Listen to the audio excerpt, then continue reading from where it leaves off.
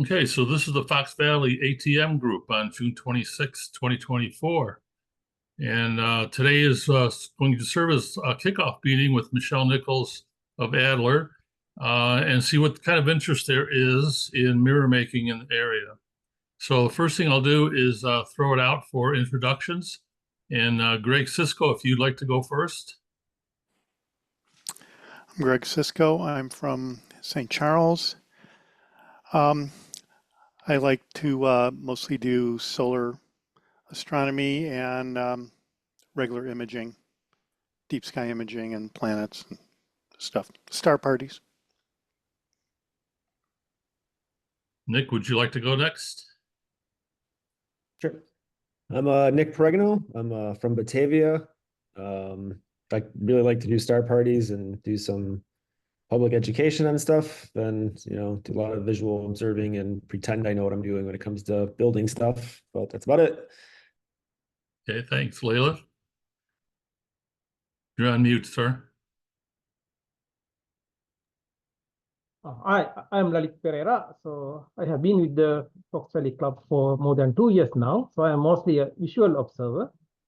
In addition, I also like building things, telescopes, mirrors.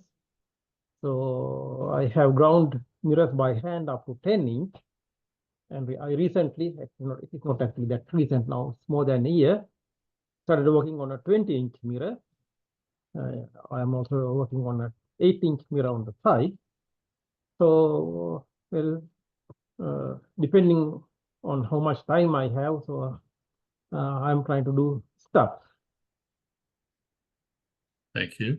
I'm Mark Wagner from Lombard. Used to live in Chicago, and I made a couple of mirrors back in the mid to late 70s down at the optical shop at Adler, and still use them. I got a 6-inch and an 8-inch.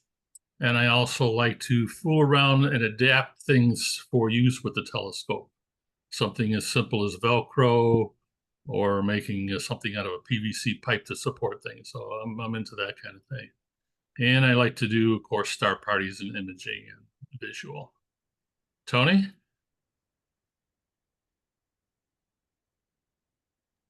Yes, hello, Tony Harris. A member of the Fox Valley Club and also the vice president of the Chicago Astronomical Society. And I've made maybe dozen mirrors over the course of 50 years, and looking forward to starting that up again and hopefully developing some new and better techniques that'll be a lot quicker.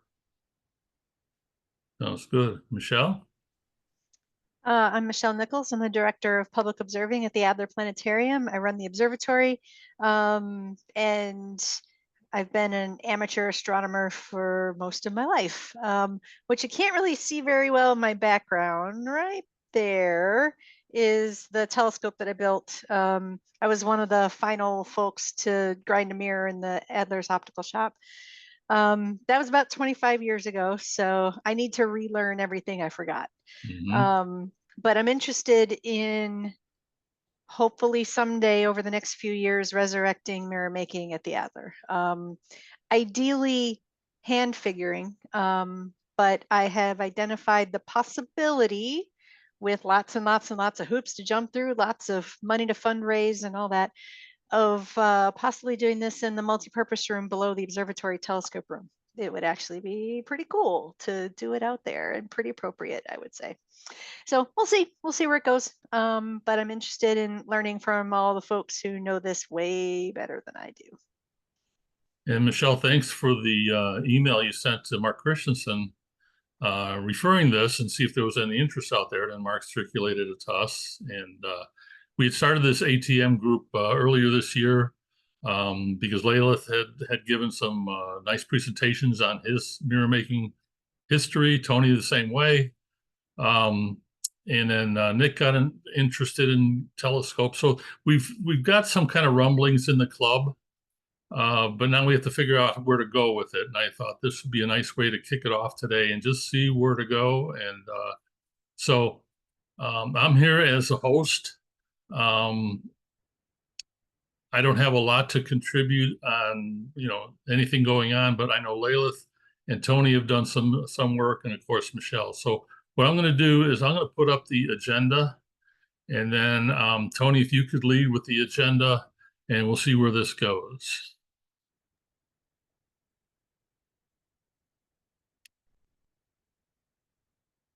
Hi, please ignore the typos. Basically, of course, welcoming Michelle Nichols, and we're basically just going to have, this is just a touch base recap of some of the techniques that we've been working on and some of the proposed methods. But there is a group of amateurs out on the East Coast, and supposedly they've been able to reduce the amount of time it takes to make a 12-inch mirror. Supposedly they've got it down to 3 8-hour days. And I know that one of the techniques that they've used to curve generate is the sine table, which is 2A, and it works. We tried that out at Layla's, and it works really well. Got one of them here. It's a 6-inch f3.5, and that took maybe 15 to 30 minutes to generate. So that is reducing the amount of time to curve generate, which is 2 to 4 hours, down to less than half an hour, which is really good. Let's see. And that's like, so that's the sine table method. Tony, Oops. did you want to put that back up again, and we could maybe see it better? I don't know what happened. Did I do that? No, I did. We lost I the unshared. agenda. No, right, but I thought you would want to put that mirror up so we could see sorry. it. Oh, sure, yeah.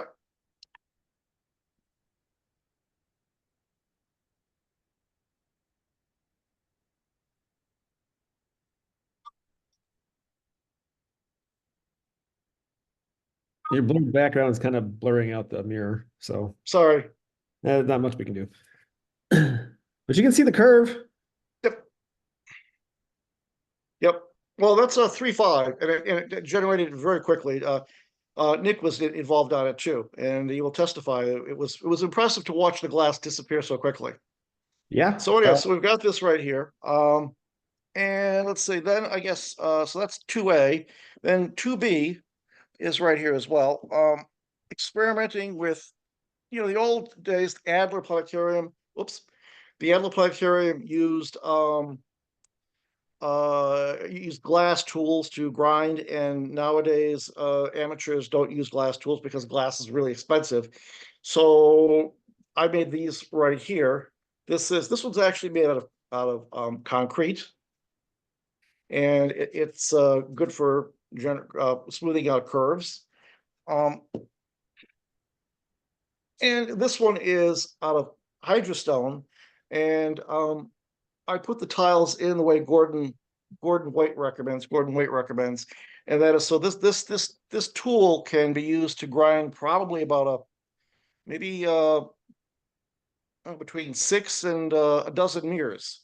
So and they're really cheap. These things are really cheap to make. If it stays in focus, they're super cheap to make.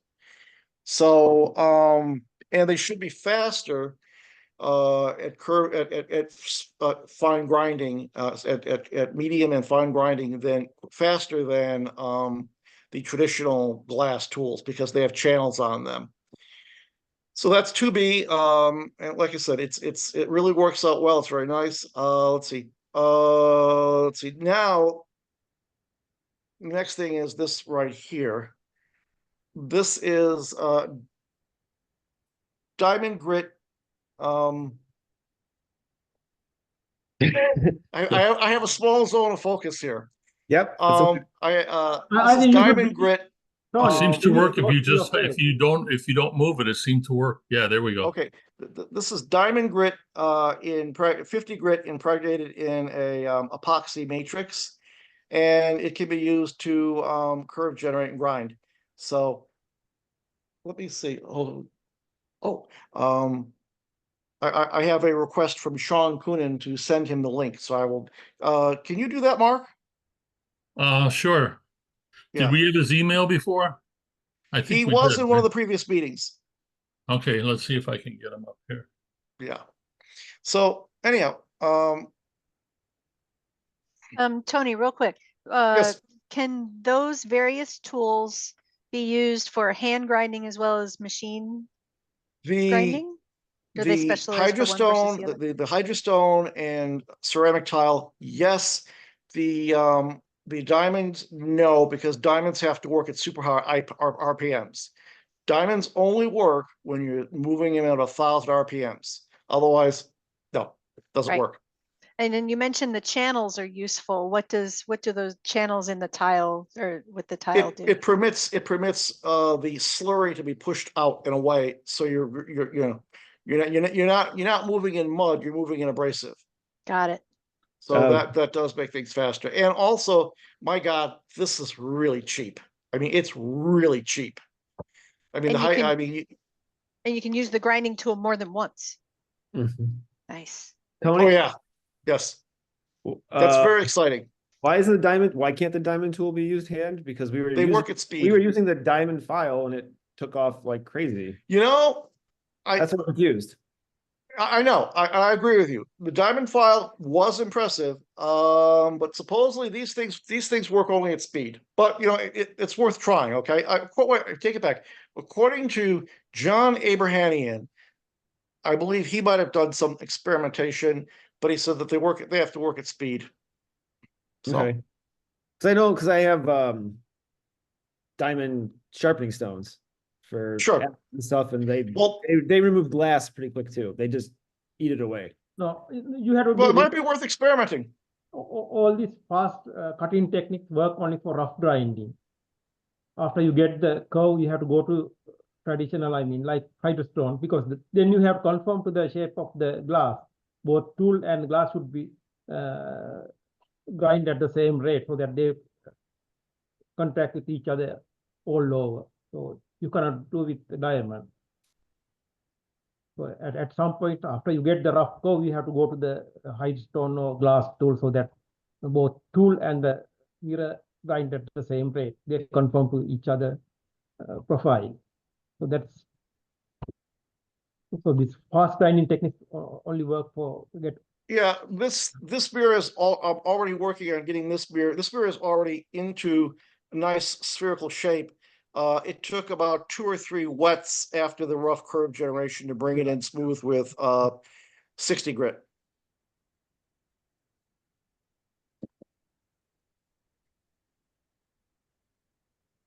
So anyhow, let's see. So we've made, like I said, so this right here I'm still working on these right here. So, but the other methods, the curve generation is in fact very successful. It works great. So you want to put up the agenda, Mark? Sorry, You want to put the agenda back up? I'm sorry. Yeah, I'm trying to find this guy's contact. Yeah, maybe. Okay, so 2D, in the old days at Adler, they used to use the Foucault method, the test method, which is great for a lot of things.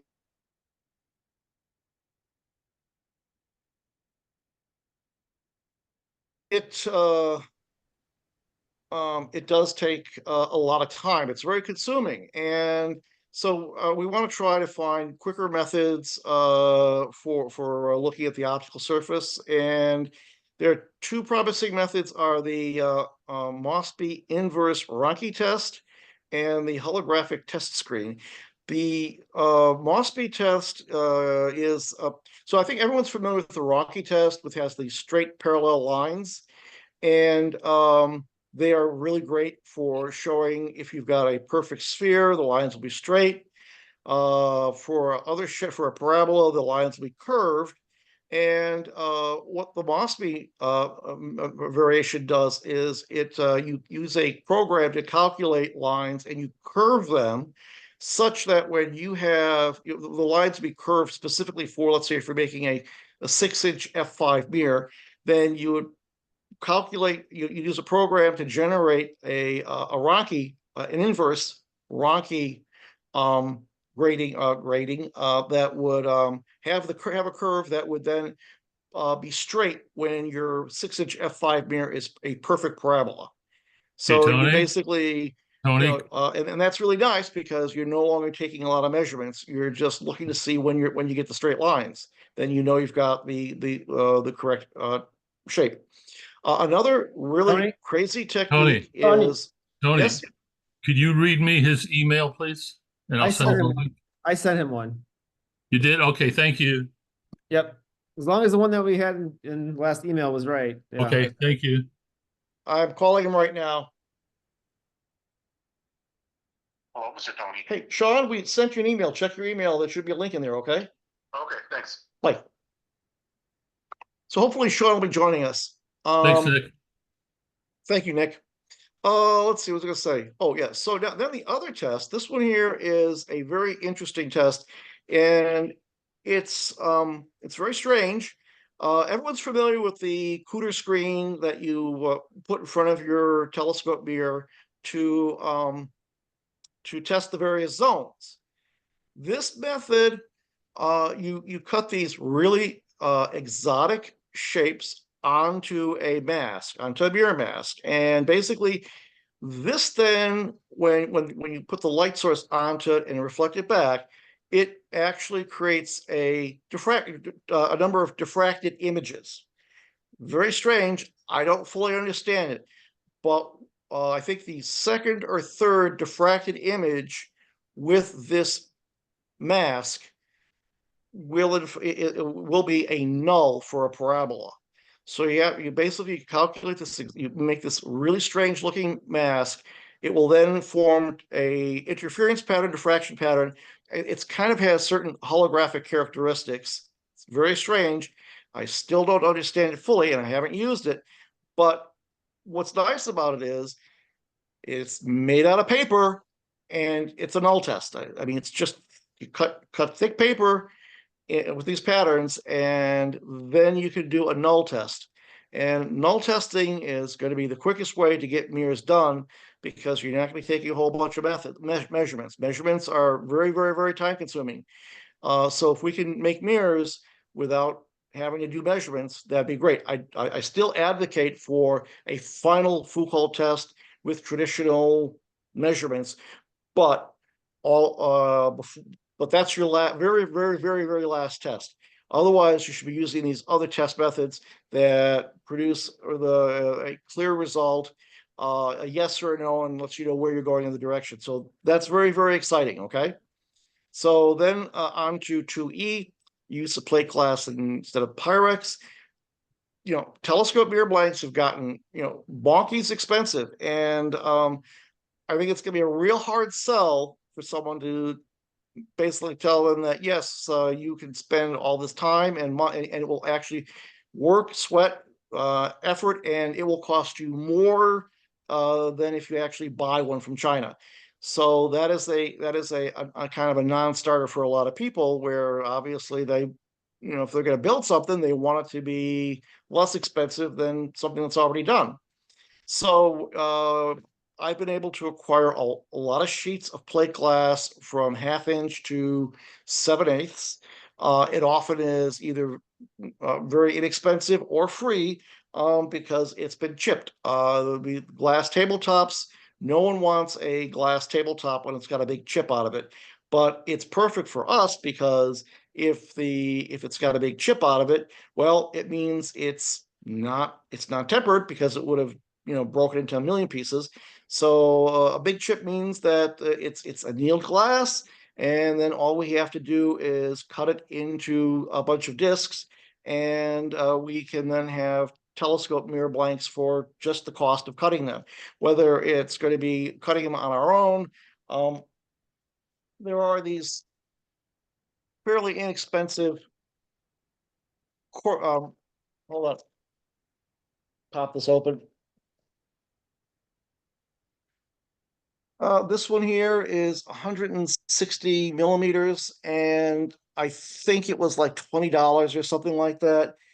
But if we get a couple mirrors cut, maybe we'll cut a couple discs with this thing here, then that's your cost. So if this is $20 and we get 10 mirrors out of it, that's $2 a cut. So that's cheap.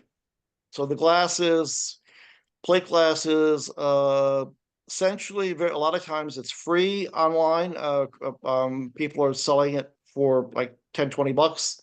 And then we just have to cut it. That's all. It really winds up being a fabulous win-win, like I said, because people, they don't want these giant thick glass tables with chips in them. And so it's exactly what we want. And now for larger diameters, I think I found cutting tools up to 8 inches, which are inexpensive. I think maybe $30 or something like that. For larger size, it's probably consider water jet cutting if we could get someone to do it at a good price. So I'm willing to answer any questions you folks may have. That's about where we are right now. I'll check and see if Adler has, and no, we have a CNC machine. I don't know if it's a water jet CNC machine, but that's something that I can check. Because if so, might be able to Oh, well, the that. CNC to be exciting because you can definitely use that to probably cut the with a router.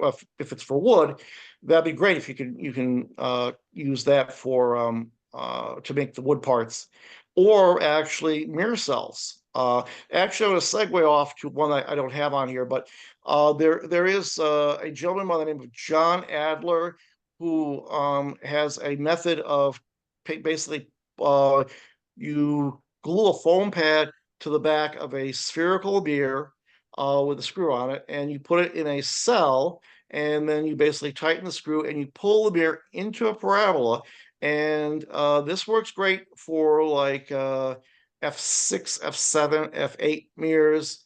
And what's nice about that is you can probably buy spherical mirrors off Amazon cheap, and then you can use your CNC machine to make mirror cells, and then basically glue foam pads onto the Amazon mirrors and then pull them into parabolas. So in a sense, you could probably, so long as you've got a good spherical mirror, you could probably build the whole telescope in an afternoon over in the Adler shop.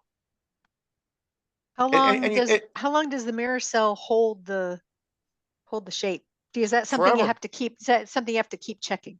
Just well, it would be just since it's turning one screw, it's not. But you think about it, the first time that you do this, you could do it in the Adler shop with a Foucault tester or a double pass, and so that you'd actually have optical testing, which I think would be very exciting, because you'd have the mirror in the cell, you tighten it up, and you'd bring it in. You'd be able to bring it in to the correct shape.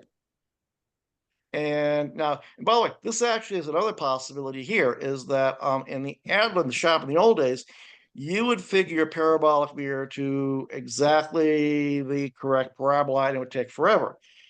This Adler method means you could actually get your parabola close and then maybe tweak it with this method. So that would be a lot quicker. And that's one of the things that I really want to stress, the need that we be able to do is be able to, someone needs to be able to come in and finish the whole telescope in a very reasonable amount of time. Because right now I have in my yard, I'm putting together an OTA for a telescope mirror that was made in the Adler shop 50 years ago. And he never got it he never looked through it. So he's been sitting on this mirror for 50 years. And I'm finally putting it together for him. So yeah, you're nodding as much as I am. I guarantee there's hundreds of those out there. Really? Yes. So you're saying grind it to the spherical shape, or get it close-ish to the parabolic shape. A smooth shape. Okay, now you got two options here. One is you can actually try to do the grinding and polishing and then pull it into shape, which is great because the figuring is the one wild card. If you remember from your days at Adler, that was the one that was all over the place. You knew how long this would take to grind, you knew how long this would take to polish. Figuring it could, right. So this could possibly eliminate that variable. The other possibility is you buy spherical aluminized mirrors from Amazon, test them, send the ones back you don't like, and get ones that are good enough to use. And then, so in this situation here, if you've got the wood parts for the mount cut out, and you know, the CNC, the cell cutout, stuff like that. This is something that people could build probably in an afternoon or two and then take it home and use it. Oh, I've also got a cheap source. I recommend going with spiral paper tubing. There's a company in Chicago called Chicago Mailing Tube, and for $50 you can get like a 7-inch inside diameter tube that's really strong. There's also Uline, which they sell tubes that are not as strong, but they're close, and those are like $20 for an 8-inch diameter tube. Probably get a 7-inch diameter tube too.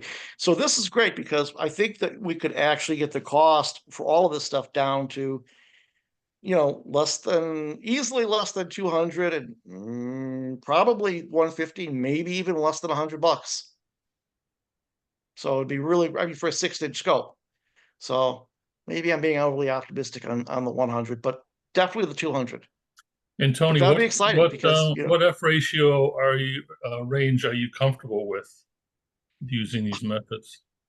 I would say I would say F7 to F7. Well, I take it back. F6 to F8.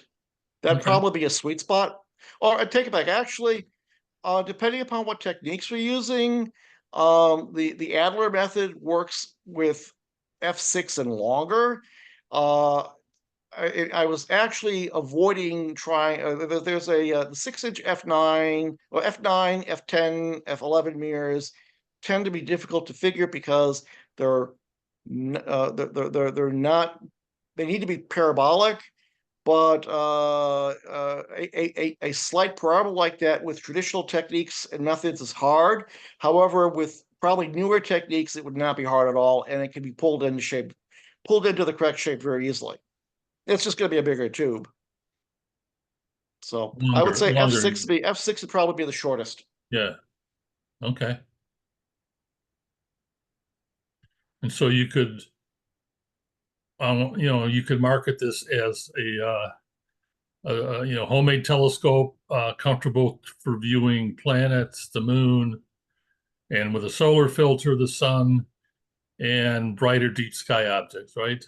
I mean, that's. Oh, sure. Well, if you depends where. I mean, if you're No, what in New Mexico, what I'm trying to do is not oversell it, but if you like you say, okay, like M13 and Orion Nebula, everybody would maybe gravitate to those names, and if you would for sure be able to see those comfortably with this focal ratio. That's what I'm saying. Yeah. Yeah. Well, M13, M42. Yeah. M57. Yeah. Yeah. Blue snowball. I mean, you could probably get a bunch of those brighter objects, and that's all the stuff everybody wants to see anyway. Right. So. Right. Now, one more thing I want to mention is with regards to the telescope mount, is that there are inexpensive inclinometers available, or just basically make a mount that has a large degree measurement on it, and then likewise for the well, that's one thing that bothered me about the Orion telescope mounts is if they had two circular the top of the base is circle, the bottom, however, is a triangle. If they would have gone with a circle, then you'd be able to put degrees on there, and so you could basically then be able to find you'd be able to use any planetarium app that would give you altitude and long azimuth, and you'd be able to find objects then too. So that'd be pretty cool. I mean, so you could make a mount that would be able to find objects for people for the first time just by dialing them in. You know what I'm saying? Right. Right. Yep. With better attachment possibilities, or better attachment hardware that isn't as loose as a bunch of the cheaper tabletop Altaz telescopes are, especially those Orions. They're really loose, and with a little tiny bit more effort, we could make them a lot better. Sure. Yeah. This is exciting. Oh yeah, it is, because this is. Oh, by the way, Michelle, one more thing I want to say is that whenever we're walking around, we're walking over these concrete, you know, the concrete floors of the big box stores. Those things have been ground smooth with, okay? And obviously they're doing that pretty quickly. Now it's not optical quality, but they're not trying for optical quality, but it's still astonishing what they're able to do. So, you know, and I guarantee you that they're doing those floors a lot quicker than grinding mirrors over at Adler.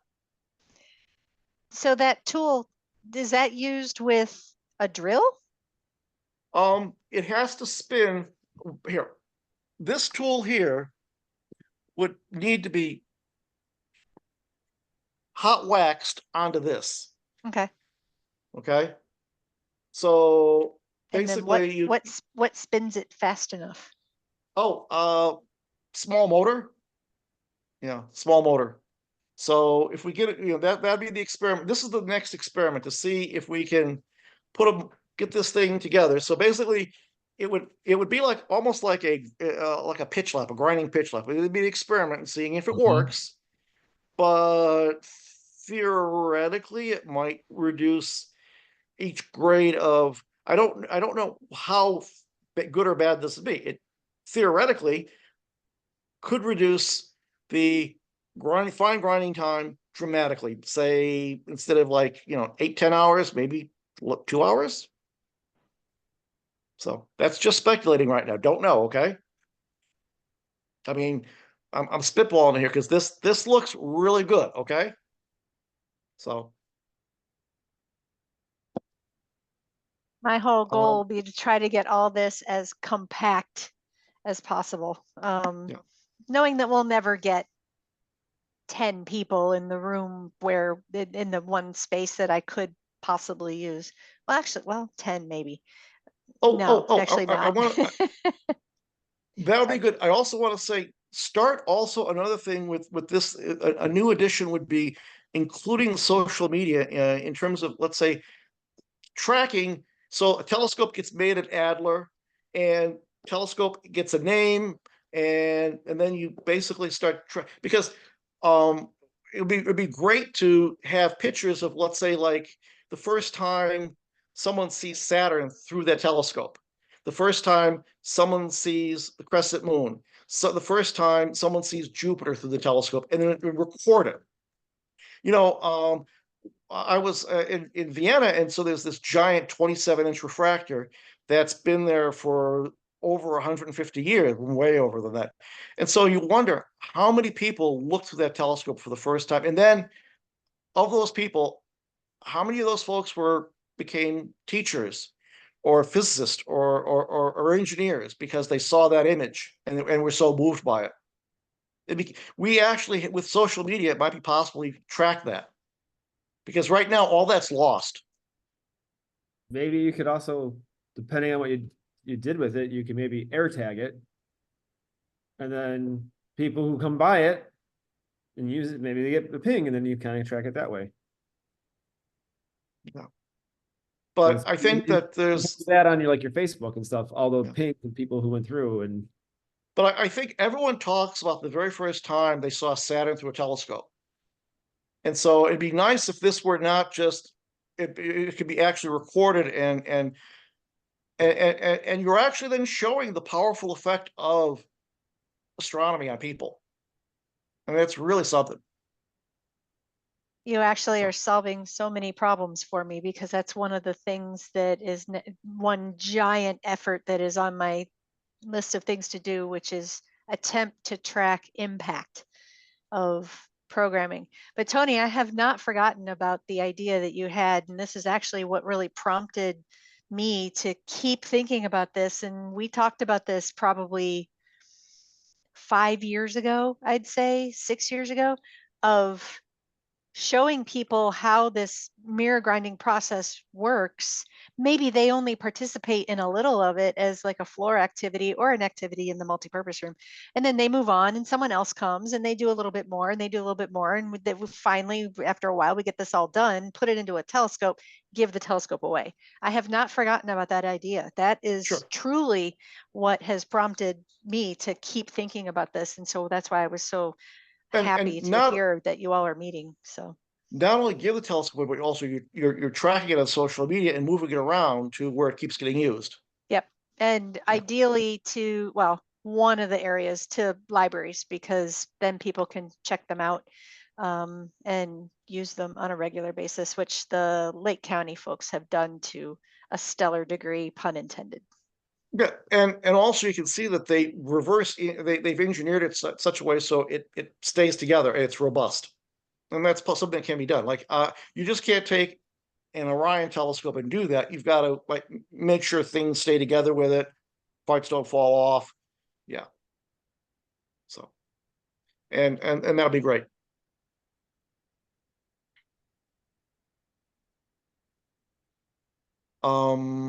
So it'd be interesting to see how many people, over the course of time would be viewing through the telescope, and maybe even figure out some way of encouraging the members who build the telescope, encouraging them to do, consistent. Actually, that's just it. Figure out some way. It's one thing where you're doing outreach. It's another thing where you're not only doing the outreach, but also there's like a feedback on it, and you're part of a community where this matters. And that would be really cool. Because it's always bugged me that there are 3-4 million people in the Chicago area, and there's you and Joe showing people stuff where there should be maybe a few thousand more on a good night. On a good night, you really, there's should be thousands of people looking at the night sky through telescopes. That's why I always like to say there's plenty of room in the clubhouse for all of us. So with Fox Valley doing their nights out at Peck Farm and Lake County up at Volo and everybody doing all that, it all plays a part. So Sure. and you all are doing it at a bigger capacity than we can, because I have a staff of 2 and I'm one of them. So Yeah. so we all play a part in that and do good work there. So Well, and so hopefully this would lead to, I mean, the other thing about it also is that we're all familiar that high schools often have art programs, and these students like to show their art. I think this is in the same category as the art. And any student who can build a telescope should be very proud of their accomplishment and want to go out and do sidewalk astronomy. Another thing also is perhaps we could like lay some groundwork so sidewalk astronomy is safer, I mean, one thing that's going to deter younger members from doing it is if they might be out alone by themselves. On the other hand, if a structure could be put together whereby there's an adult, a responsible adult, and then it could be really empowering. Well, we did the thing out at the Spartan house a couple times. So, things like that are possible. You get to like Greg, even with the solar, like there's a couple of deli / tavern in downtown Lombard now. They remodeled it. They got a rooftop thing. And I was going to approach them after the hot weather was over and say, hey, how about it, do a lunchtime thing once a month, bring the solar telescope up on the roof. It's right by the train station there in Lombard, stuff like that. Or you go to some place that has like a coffee house that has entertainment and park your telescope out in front, kind of like the Smarty Pants Cafe. We talked to him about that. Mm-hmm. So, things like that are very possible. It just takes effort and coordination. and joining the Naperville folks on the Riverwalk in downtown Naperville, they get a lot of attention there too. Yep. So we basically, if we can get some telescopes built for sidewalk astronomy, and some eager young amateur astronomers, and provide some, set up a system whereby things are safe, then we could have, hopefully, on a nice night, you wouldn't just have, a few dozen telescopes publicly available in the Chicago area, but maybe a couple hundred or 1,000. Years ago, Colleen and her students at Amundsen High School, they did some astronomy outreach in the Andersonville neighborhood. We brought three telescopes and 5 students, and they showed over 200 people the moon, Mars, Jupiter, and Saturn. It was a fabulous night, and the students also engaged wonderfully with the public. I really, given the need for people to talk to each other, I think that's a great thing. Not to mention also, but we one of the things in education is that you want people to be able to interact and engage with other people, and this provided an amazing format. I mean, these students were talking to members of their community and engaging in conversation that just wouldn't happen. And they were all, it was really building them up, because I mean, I'm always, whenever I do a sidewalk astronomy, they ask me if I'm an astronomer. I say, no, it's just a hobby. Michelle, she's the expert.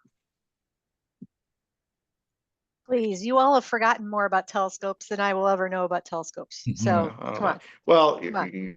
you're out there in the trenches, or anyhow. So, but the key element is that so when students are doing this outreach, they're in a situation where people are kind of like looking up to them for answering questions, and that's got to be a real big ego boost to them. That's got to be a real good feeling, and hopefully that feeling would translate into a lifetime of reading and learning and engaging. And I think that if we're able to do that with astronomy, amateur astronomy and sidewalk astronomy, then it's well worth our efforts. So what is the hoped for timeline? What would be ideal in your mind, or the group's mind, for figuring out if what the practical steps are with all this, and coming up maybe with that manual of good info to follow? Are we talking like a couple years? Are we talking? Oh, well, I would hope that we would actually work to get things moving a little bit quicker. I mean, I'm stuck right here with this. So I gotta spin this thing at 1,000 RPMs, and I don't have. It's for other people it'd be easy, but for me it's like I haven't done that before. You'd say I have some other machines, but nothing that moves that fast. I think let me say something. I think we should start with some traditional techniques, because they may be slow, but we know that they work. No, the traditional techniques do not work, because people don't have the attention span of the time they used to. So if you do that way, you're doomed to failure. It's got to be quicker. Well, the same thing with this, going through these new techniques. First, we have to figure out that it's working. Even the most of the time in making a mirror, most of the time is taken by figuring. That is the breaking point. The early part, getting the shape and fine grinding, those take several hours, but that is, you can see the progress. You don't get bored. The most difficult part is people get bored. Well, if you are getting bored generating the curve, you will never going to do the figuring, because that is the easy part. Same with me, because I did my 20-inch mirror. Within few weeks, I got into fine grinding and I start polishing. People don't want to spend 2 weeks doing that. Yeah, no, I'm not an advocate of this very fast. Well, eventually we could try that. I think we should start with normal techniques, because we know that certainly works, and the time you save with these fast techniques is not much. Well, if those techniques work for you and for me, they're not going to work for other people who don't have the time or the attention span.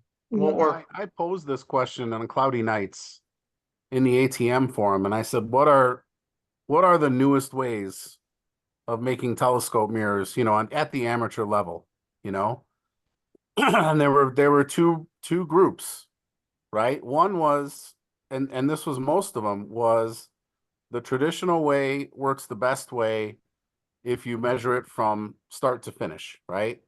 It's very comfortable. It just takes a long time. And the other group said we can make a mirror in 5 hours if we embrace some of this new stuff. But the new stuff is scary, right? Oh, if you make a mistake. Yeah, actually that happened to me. My 20s, I went with polishing pads to polish it. I Right. got polished in 2 hours, but basically ruined the figure. So I now have to recover it from Exactly. take So more time then I just started with the pitch lab. right. But you can make a mistake doing the old way too. Yeah. You know? Yeah. So I think it's important for the modern world, that if this thing is going to reach more people, it has to be faster. And yeah, it even has to be risky, but that's okay because Tony has a ton of glass in his pickup truck. And if we mess one up, we'll just grab another one. Another thing is what is fascinating to me in mirror grinding is just using your hand, you can generate a diffraction limited optical surface, which is accurate to few nanometers. So that is fascinating. With your hand, with just basic things you can find around your home or from your local hardware store. Yeah. Well, I promise you, I will not stop anyone who wants to do that. I won't stop them. Yeah. Well, Tony, but I want to be able to offer a quicker, faster method. Yeah. Tony, did you suggest at one of our earlier meetings that we could sphericalize blanks? Am I saying it right? If I could jump in on that too. Yeah, I think that's a good way to start. And then you've cut down hours and hours of the grinding, and you could have at the different focal lengths or close to it, and then the rest of it is the figuring and polishing and or whatever I should say. Yeah, figuring, polishing, and coating. We can also slump glass to an appropriate curve using a kiln or several kilns. That's great, but for more advanced people. Yeah. Those are larger mirrors. It actually fixes a couple of problems, Tony, though, because your window glass may or may not be fine annealed. And so it's annealed. You can maybe hit two birds with one stone by slumping glass and then putting it through an annealing process. But I agree. That is probably a little more advanced, and we'll have to have Michelle pony up the electric. Slumping is great for like F3 curves, not F6 and longer. Okay. Yeah. Yeah, I mean, I'm not against this new and faster technique. I think we shouldn't wait until we develop faster technique to get things going. Yeah, let's start with traditional techniques and then evolve into more advanced. Those techniques are, like I said, I won't stop anyone, but if we offer only those, there's so many people start and don't finish. And what we want to do is create a program whereby everyone basically walks out the door with a completely finished telescope. Why don't you think of it, Layla, why don't you think of it in these terms? Bachelor's degree, master's, and PhD. And PhD would be like your method of like from start to finish grinding and all this other stuff, but only after you've done the other two. Would you have a desire to do the third one? I think Yeah. And as Michelle pointed out earlier, both Michelle and I have come across many amateurs who made telescope mirrors in the Adler shop and then never put them in tubes, never looked through them because it wound up being too much of a challenge. So we want to have a program where the whole thing gets done and they walk out and have a telescope and they can aim at the sky. Michelle. To give you some perspective on that, since I'm like the newer person to astronomy, I have a 6-inch mirror blank. I don't touch it. It takes too long. I got better things to do. I'm not gonna sit. I appreciate all the work that goes into it, but I got better things to do than sit there. I can buy a mirror cheap enough. I got better things to do. I mean, I'm younger than most people.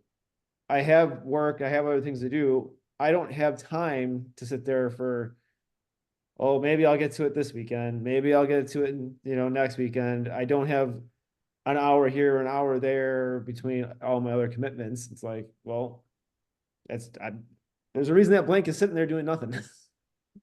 I think But- if you give people the pros and cons, like this one will get you a supremely accurate mirror, but it'll take longer. And if you have time, cool. But there's another method. It might be a little riskier. You might have to, if you make a mistake, you might have to start some process back a little bit. That's okay. But you'll be done with the whole thing in a day or two at most. I think as long as, I think there's room for both, or both opportunities.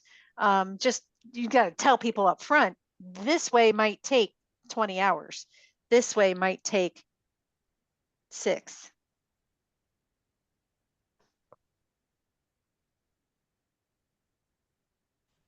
When can you find out about that CNC machine that Adler has and what its capacity? Is it metal, wood? What does it do?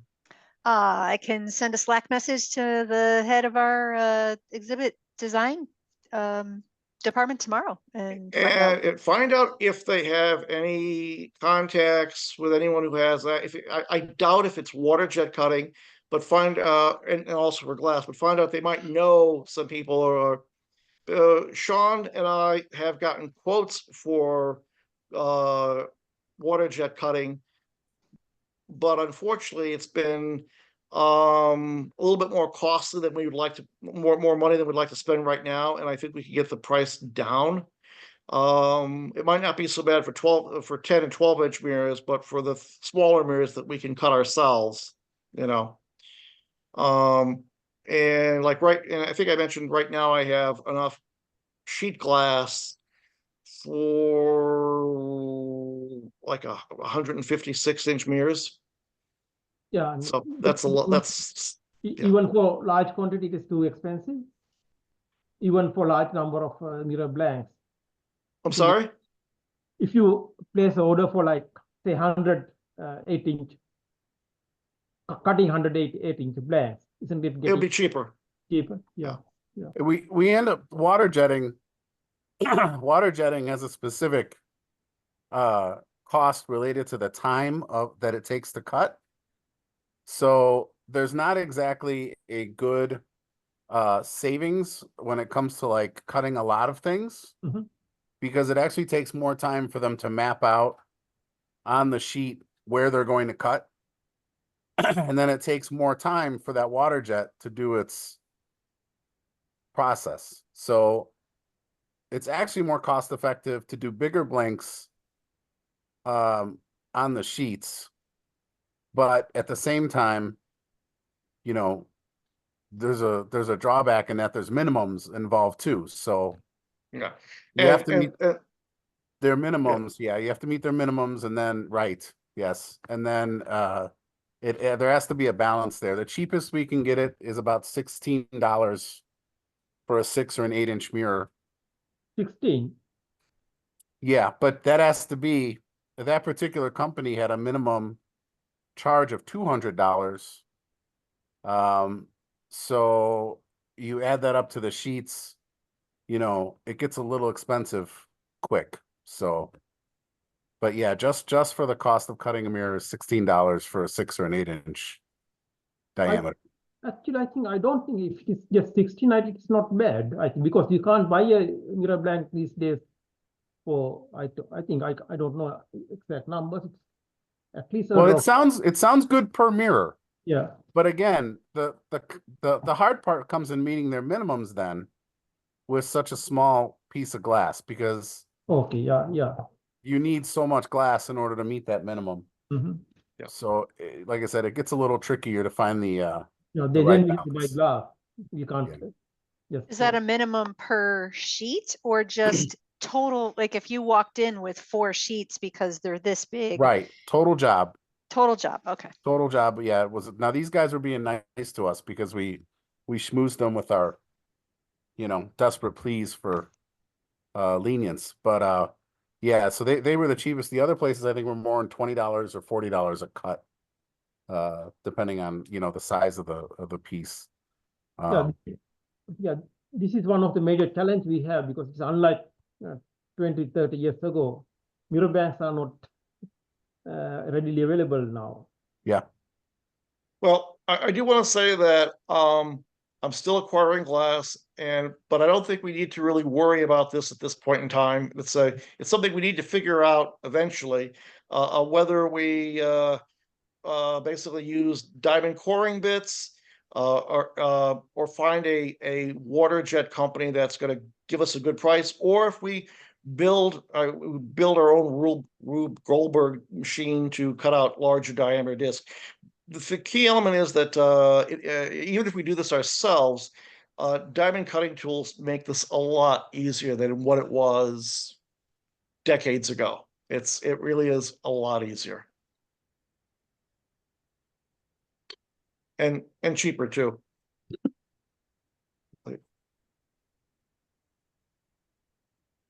So that's the actual cutting tool there? Yes. Okay. Yes. And that would what is running the tool? What is the machine? a drill you attach press. the- A drill press. A drill okay. press. Drill presses are cheap. Pretty sure we got one of those at work too. Sure. Yeah. So so like I said, there's lots of different ways to do this. And the main element in either Sean or I jumped on the estimates we were given is because we take all our sheets of glass and then spend all this money. Then we're sitting on a lot of plate glass tool, where if we had someone who wanted it right away, it would absolutely be worth our while to do this. If we had students lined up for this, then yes, it'd be the time to do it. And the cuts are not unreasonable either, the prices. Wait, for your cutting tool, how long does it take All of to the cut? above. No, how long does it take to cut one out of using that? I'm not sure. It could be between 10 and 20 minutes. Oh, okay. Diamonds work fast.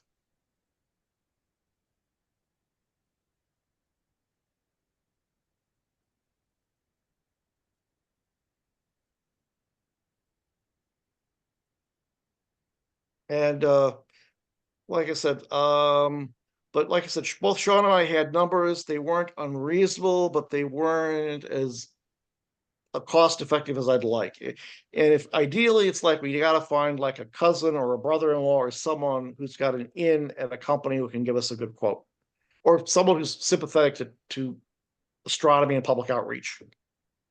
Tony, you have an idea how much if you buy a glass sheet instead of say Purchasing glass is three-quarter inch sheet of glass. Are there places in Chicago you can buy thick glass? Most glass is I think 6-inch blank is like $50-$60 or something like that. I'm not sure. I don't remember. I have to double check. No, but the thing about it is that since this plate glass is available for essentially free, I want to figure out how to turn that into mirror blanks. I'm asking plate glass, sheet of plate glass. If you buy instead of collecting. I'm sorry, I can't hear you. No, I mean, if you buy a sheet of glass coming in standard size, 3/4 thick, buying a sheet. Any idea? How much does a sheet of annealed plate glass cost? Oh, that's expensive. Yeah, I mean, that is a lot of money. Okay. Basically we're picking up tabletops that have been damaged. Yeah. And those are cheap. Those are cheap. But if you're talking about buying a 4-foot by 8-foot hunk of glass, it would be amazingly expensive. So people can create their mirror quickly and we already have the parts cut out because we have an awesome CNC machine and we can get all that done. That's great. Where do you take the mirror to get it aluminized? Because Closing's moving to Houston. We silver them. What's there is them. We silver them. It's an amazing Silvering. process. And the coatings wear off in about 3 years, so they have an excuse to come back. And it's kind of a neat process to unsilver the mirror and then resilver it. What So are it's the old thing that's new again in the ATM world.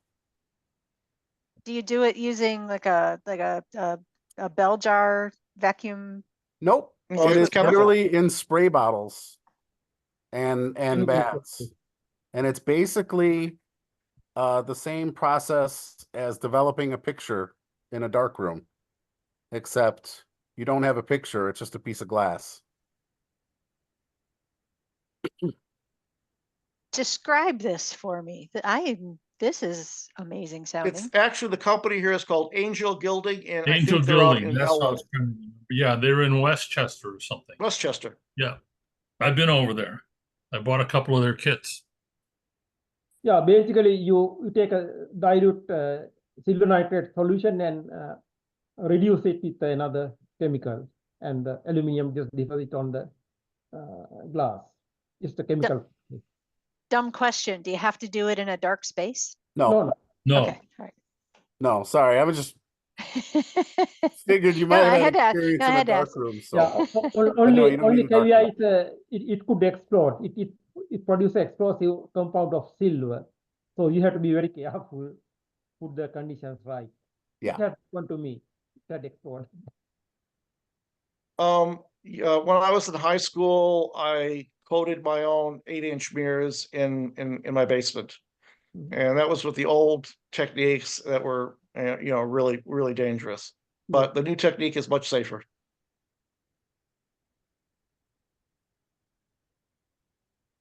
So the new technique, I don't believe you can accidentally do what I did, and that is make silver fulminate. don't talk about the Silver bad stuff, silver Tony. fulminate go boom. It's fine. Everything's fine. But he doesn't have any werewolves either. So there's a No vampires, no crocodiles. nope. It's all good. How long does it take to do that process with a single mirror? With I a don't single know. mirror, it I can be done in about maybe 15 minutes if you're in a good place. There is a higher risk of the you might have to do it a couple of times. But it's not a big deal to redo it.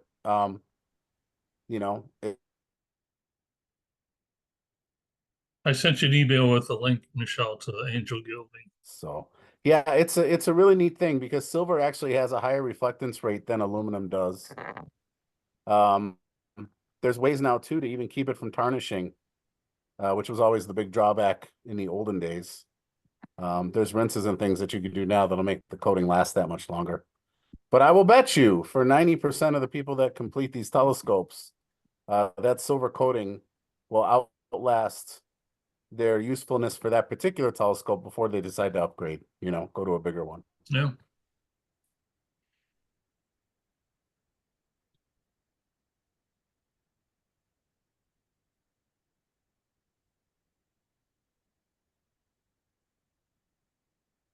Yes. Michelle, are you familiar with the gentleman by the name of Mel Bartles, who's a telescope maker out on the West Coast? I've heard the name. I don't know him personally. He pushes the envelope. He made a 25-inch diameter mirror that's 5/8 of an inch thick, and instead of spending $1,500 to have a aluminum coating put on it, he put the silver coating on himself. So there are a lot of amateurs who are doing this because aluminum coatings got very expensive, and they're coating these large mirrors for a fraction of the cost of silver. Yeah, also you That's can do a it at fraction of home. the cost of aluminum, And which you is can weird because silver is actually more expensive than aluminum. Yeah, this is blowing my mind. Yeah. Basically, the reason is that for doing an aluminum coating, you need a vacuum chamber. For doing a silver mirror coating, you need a lawn weed sprayer. In fact, there's a gentleman who I think he's in Utah. He has like a 71-inch diameter telescope. He bought it government auction, and he put the silver coating on with two containers of weed sprayer. Like the stuff you put your ortho on in your lawn. He did it with that 71-inch diameter mirror because he wasn't going to be able to afford the $10,000 for the aluminum coating. So. And no shipping. Can do at home.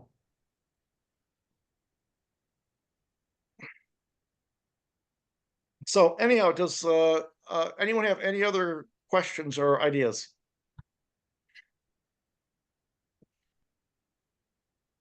Yeah, my only last thing is where are we gonna come up with the secondaries and possibly the focusers? Well, Unless you wanna what use comes to plumbing mind parts. there is, I think that I know friends of mine have 3D printers. That would be good for possible focuser parts. Okay. In terms of secondaries, I think a lot of those are, basically purchase those would probably be the thing Yeah. to do. You know. And Actually, then for the mirror cells and spiders and that's 3D printing as well, right? a lot of it could be, yes. Yeah. Yes. There was an article in either Astronomy or Sky and Tel in the last few years. I believe it's called the Hadley telescope. Yeah. It's all 3D printed. Yep. So Yeah, that would hurts because there are parts that are better if you like buying your tube from Chicago, a mailing tube is better than going through all Oh, the rigmarole of printing the parts. for sure. But Oh, for sure. It would be, you just probably pick and choose the bits and Yeah. pieces you would want 3D printed. Um, We've got nice 3D printers focusers, too. yeah, focusers, yes. The parts for the spider, yes, but obviously you want to use thin metal vanes, but you can basically build the central hub, have that 3D printed, and then screw it together. So yeah, so that would be, yeah. So it's a combination of I always wince when I see something completely 3D printed. And then So that's actually include pretty a include an Adler 30 millimeter eyepiece with every purchase. Yeah. you want to everybody do that's that, using if the you want, yeah, telescopes should sounds get good. one. Yeah. No, that's but what eyepiece would you have include with it, or that would have something else to Well, you know what we could do instead of secondary mirrors? You could have a spider with just a 1 1/4 inch barrel in the center of it, and then people put their planetary cameras right in the middle, and make make a Newtonian camera. Yeah. Stick the eyepiece all You need a together. prime focus camera. Yeah. Yeah, I think that we'd be losing some by that because I think looking through the telescope's a big deal, and the moon really looks fabulous. Yeah, if you're old, Tony. God. Even young people like it. Not really. But that's phase 2 is build a scope for photography. Yeah. Actually, And, there are a lot of people really interested in photography. There could be folks who might want to take that next step later. And have So free astrograph. Well, it's their call, whatever they want to do.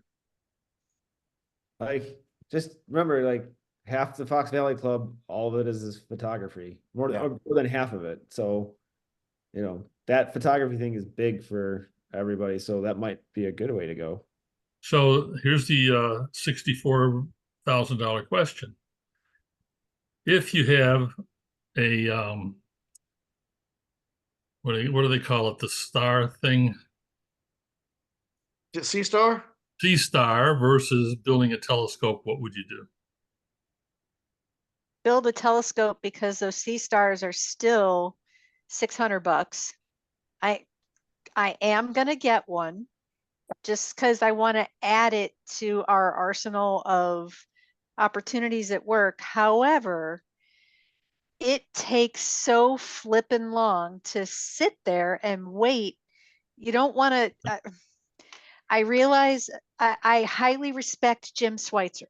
I know he is he carries the flag for the digital, for the stacking telescopes. Totally fine.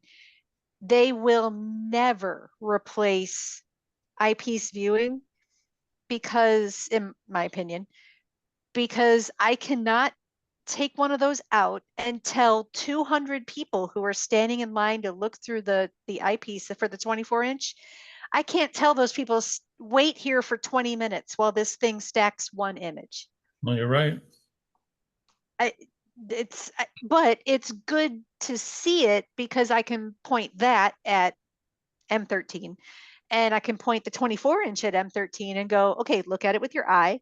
All right, then come back and check this out. And what do you see that's the same, different, what have you? The comparison is fine. That's great. But not unless that stacking gets a lot faster and there's only so much light that a telescope this big can pull in. So, And I got to tell you, doing outreach, nothing, Jupiter and Saturn and Mars take care of themselves. You Right. don't need a, Right.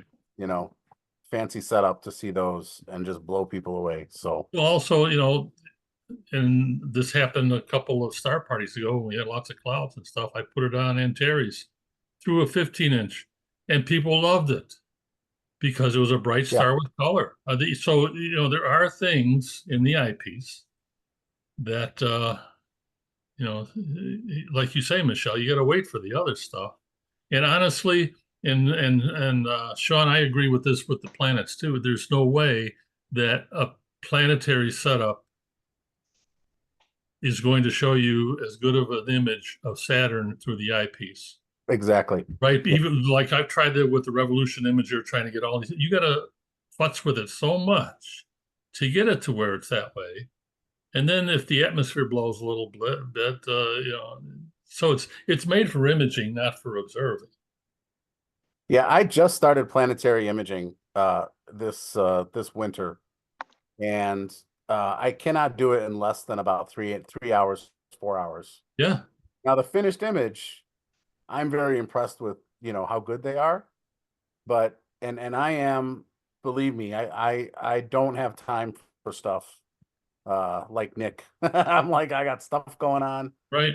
I cannot even, like, I have to plan so much and be like on point to get this stuff done. And I love the image that I get after 3 or 4 hours, but really in order for it to knock my socks off, it has to be almost instantaneous. And even with the best scopes and mounts and cameras and software, you know, yeah, we're still in the hours of you know, time you need to devote to these things. So And Michelle, aren't going away anytime soon. So Michelle, you know the background of this kind of stuff. I mean, how many people in our population have actually looked through a telescope? Very small percentage. And so that first 5%, look 5% through, at most. right? The Yeah. first look through, and that's include all age groups, not just Yep. the younger Yep. people or whatever. Consistently, 95% of the people that we interact with have never looked through a telescope before. And granted, a lot of them now get to say their very first telescope is a 24-inch, a 24-inch plane wave, but right. Which is pretty cool. I'm like, oh crap, where do you go from here? Right. But that next possibility, like, yeah, you could look through a smaller telescope, but if it's one you built. Oh yeah, I still feel the same way about the ones I built. I mean, it's when I look through it, I say, hey, you know. Now you can see it. Yeah. The sun went down. It's my 10-inch. So no, there's a lot to be said for that. That brings to mind going back to the social media element in that you basically can keep these telescopes, you know, moving and being used, and I mean, I've got some mirrors that were made in the Adler optical shop that are probably around 75 years old, and I'm rebuilding some scopes around them, and they'll work fine. They'll do amazing things, and I think that that's something else. Also, there's a sense of a legacy here in terms of that these mirrors, these telescopes can show, you know, generations of children Saturn for the first time. And there's value in that. So I think Michelle had the question on, okay, so what do we do now with this? How do we have a timeline to plan? Is there like a sort of a business plan to this where, you know, we line up costs and procurement lead times, that type of thing? How long is it going to take to prove the methods that Tony was talking about? Do we have a supply chain lined up for the tubes and all that kind of stuff? You know, just, you know, maybe we don't buy anything right away or whatever, but have it all lined up. So you have a supply chain logistics thing worked out, you know, so you don't overbuy and have, you know, 100 mirror blanks sitting there, but you also don't underbuy. Is a projection that, let's say we have this set up, right? And we say, okay, here's our mirror making thing. Is your projection, and now I'm asking this of everybody, that you would get a big response to begin with? Or would it start out slow and then word of mouth build up? Traditionally, things happen on a bell curve. So you get started off pretty slow, and then there's a big increase. You plateau, and then it starts to fall off as you kind of go through your interested group.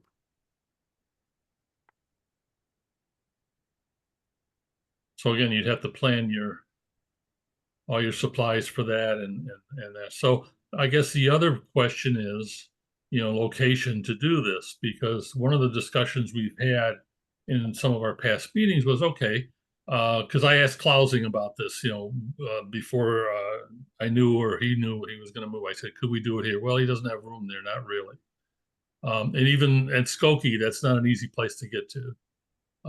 Adler's downtown, which a lot of people from the suburbs or wherever may say, okay, that's too much to get down there. However, you know, that's a good place to have it. And then, so that leads, like Tony and you and I were talking about this, I think we did one time, you know, to try to find someplace like Waubonsee College thing or someplace like that that's kind of near an expressway and kind of centrally located, and that's, you know, that's available. And then Sean, I think you mentioned a lot about, you know, liability and what we would have in the place, what would be allowed in the place. So, you know, you're talking about bringing the silvering kit in. Well, you know, would the building be open to that? Are they going to look at that and say, no, that's hazardous or whatever? So there's a lot of these other things to think about as well to set up. You know, we were talking about, okay, do it in somebody's garage, but that's like, oh, you know. Mark, can I share my screen? I have some pictures to show.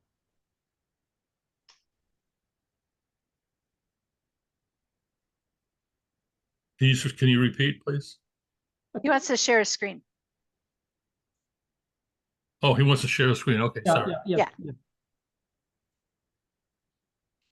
By the way, there is a makerspace in downtown. Okay, you should be able to. Charles.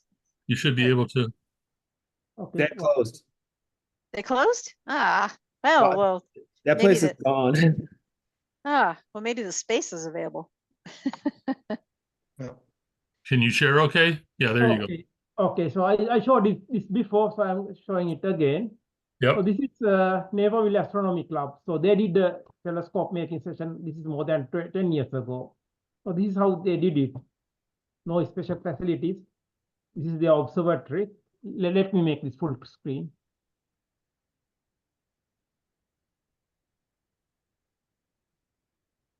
Just do the slide share. Yeah. Or a slideshow. No, it didn't work. Let me try it again.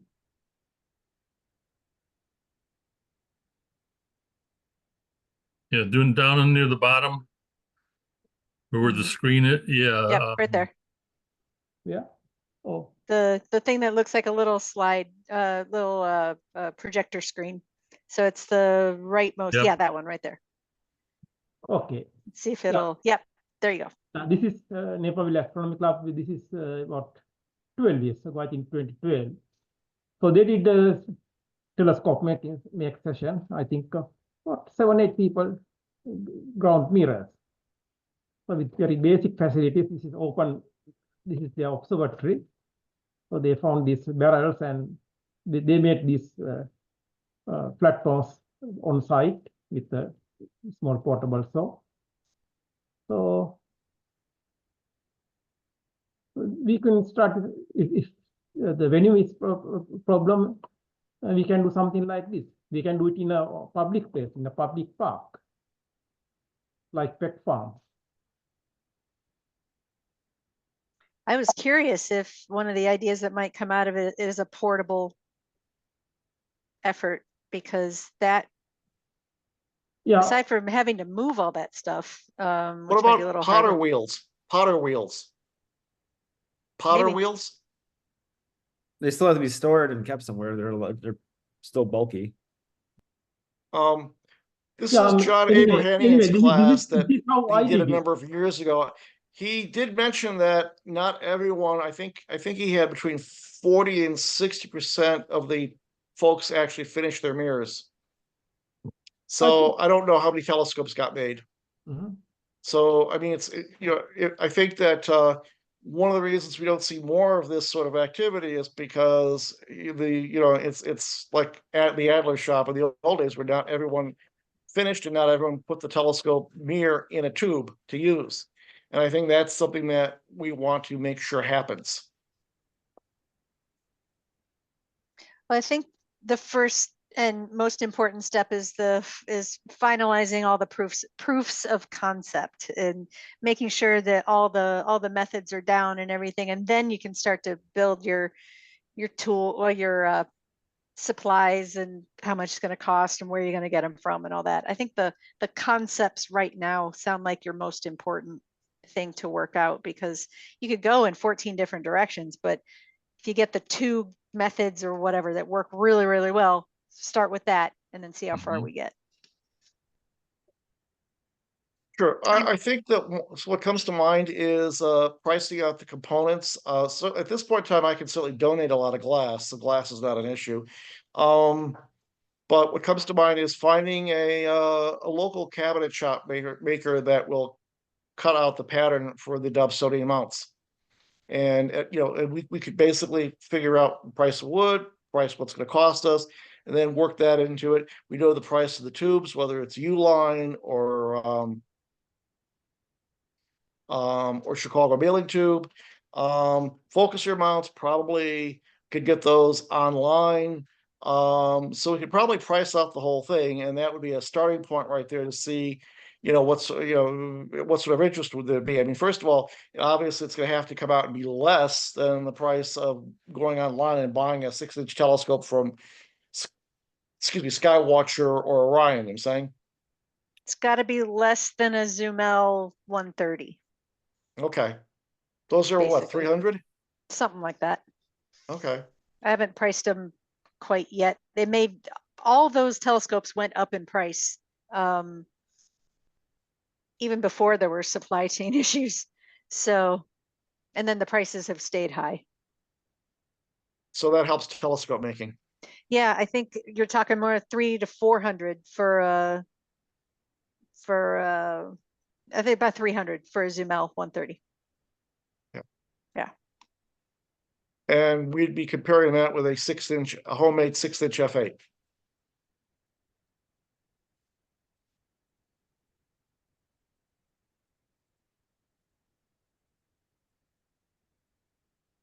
So I guess the question is, does anyone have any idea about contacting a cabinet maker who could give us a quote on 10 Dove sodium mounts for 6-inch f8 or 8-inch f6s?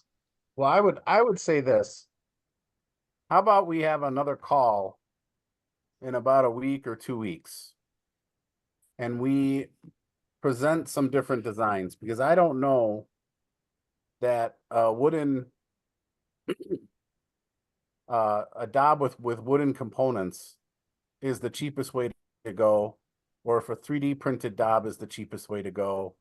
or if there's a hybrid design out there that we can call our own, you know, and whether that would be the cheapest way to go. So maybe if we each picked a design and then did a little presentation on it, the pros and the cons. And then once we pick our design, then the rest of the pieces should fall in line pretty quick. You know? I for a 8-inch f6 or 6-inch f8, I don't think you're gonna get anything. I don't think you're gonna get a amount cheaper than if you have it cut out of wood. And then you glue and screw it together in your classroom.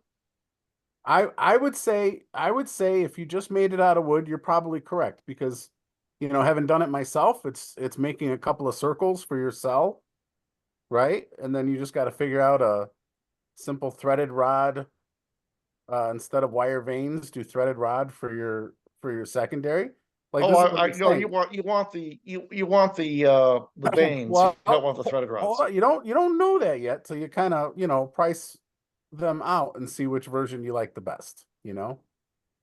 Because I can tell you from my experience, the cheapest way that I've ever made a telescope, you know, and that's, you know, going to Home Depot and, you know, going up and down the hardware aisles and the plumbing aisles and yeah, I'm buying just a little bit of wood, and I've done it that way, you know. But I don't know that that's the cheapest compared with a 3D printed telescope or, you know, some other kind. I honestly don't. I would just be guessing. So Okay. Sean, I think it's a good idea that maybe we put together some more proposals. I'll shop around for some prices on components and nail down the prices on those tubes. I'll contact Chicago Mailing Tube, and I think, what is it, Alibaba? If you reorder focusers there, they're really cheap. Focusers 5 years from then would be cheap. And let's see. And I think my idea would be a somewhat semi-traditional Dobsonian mount, but with we'd want to be able to have like some degrees printed out on it so it could be aimed that way. I'm saying, so a bubble level too would be nice. and you could actually put a cell phone holder on your tube and use Sky Safari or, you know, a planetarium Yep. map as your pointer. That's too. good. Yes, that'd be So, good. Sure. You know, And there's- that would, Sean, that's a really excellent idea, and we it also transitioned into the digital age. I'm saying, so that's really Yeah. good. That's very good. yeah.